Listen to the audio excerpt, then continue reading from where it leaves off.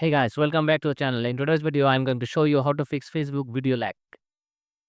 So if your videos are not playing smoothly or you're facing delays, stick around for some easy solutions. The most common reason for video lag on Facebook is unstable internet. First, open up any browser and head over to the sites like fast.com to test your internet speed. If everything looks good, then we can move into the next fix. If your internet is fine, let's focus the Facebook app settings. Open Facebook, tap on the profile icon and the top right.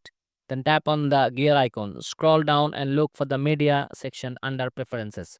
Now, in the video quality section, if you have selected data server or data saver, this could be the cause of the lag. Make sure to switch to optimize. This will automatically adjust video quality based on your network conditions and improve playback. Next, let's clear the cache. Go to devices settings, scroll down and tap on apps. Find Facebook in the list of apps, then tap on storage and hit clear cache. This can often resolve minor issues with the app. If you're still having problems, try reinstalling the app. Simply uninstall it. Then head to the Play Store or App Store to download and reinstall it. This can help fix any deeper issues with the app.